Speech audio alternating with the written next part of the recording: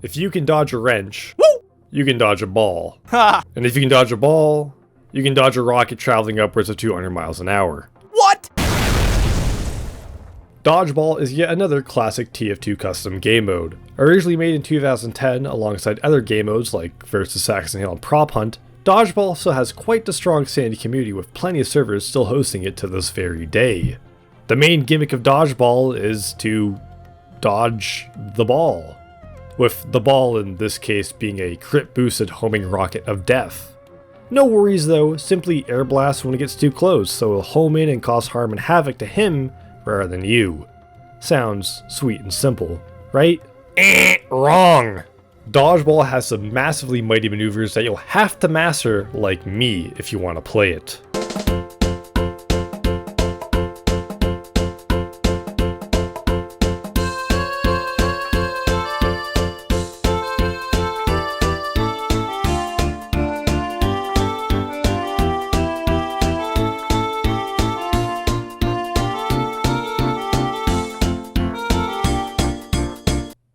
Yeah, alright, Dodgeball is a lot harder than you'd first expect it to be.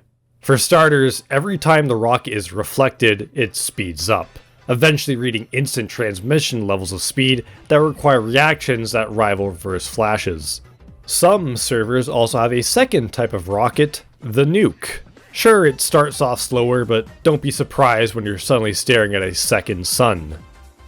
The nuke has a massively increased blast radius capable of killing multiple people if they're standing too close by. So don't just space yourself from your enemies, but your teammates too.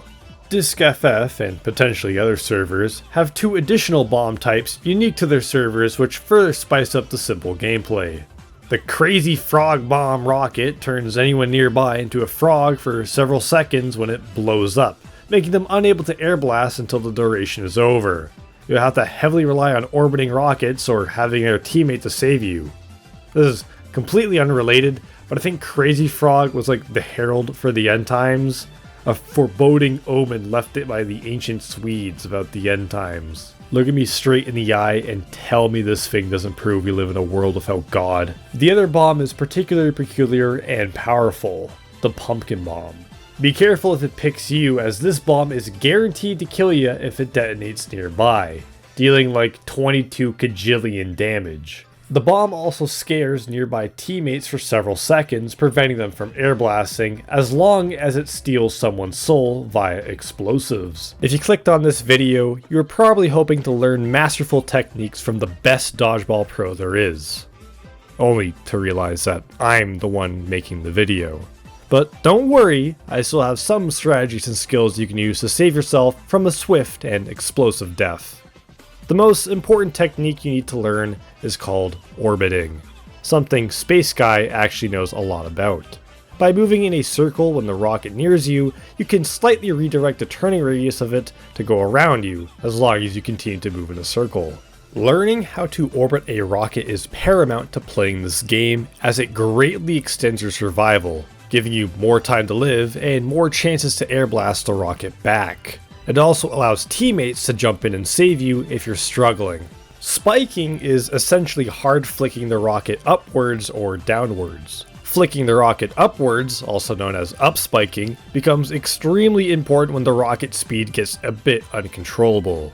The upward angle generally throws off most players and is extremely challenging to orbit with thanks to the angle.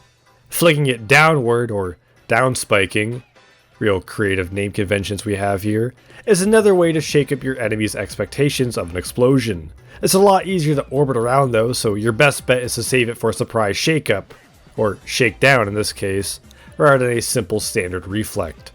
Switching is, well, switching the rocket's targets from one person to another. Great for catching people off guard if they aren't paying attention or are completely unprepared. While spiking was done up and down, switching is typically done from side to side. There's a lot of ways you can do switching, either by hard flicking or by incorporating it in with an orbit. While spikes have a somewhat rounded, curved path to them, directs are extremely sharp and straight.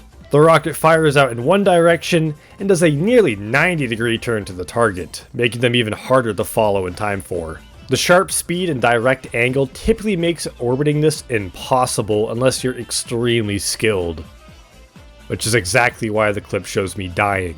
Dodgeball is just secretly a fighting game in disguise with all this lingo and deceptively in-depth and detailed gameplay.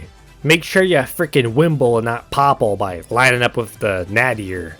Easy to play, hard to master. Dodgeball is an extremely fast-paced and challenging game mode that I would recommend to anyone who wants to master a new skill in TF2, practice with Pyro, or just pass the time while waiting in queue for a casual game, with how fast the rocket and rounds tend to go by. There will be a handful of servers down below in the description per usual if you want to go check out the game mode yourself. As a beginner, don't beat yourself up too bad if you get blasted into a billion pieces.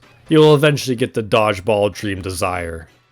I've also linked some guides down below from people whose reaction times and depth perception don't rival that of a box jellyfish, for those who are especially curious about the more complex nature of the game mode. And with that, stay tuned for next time.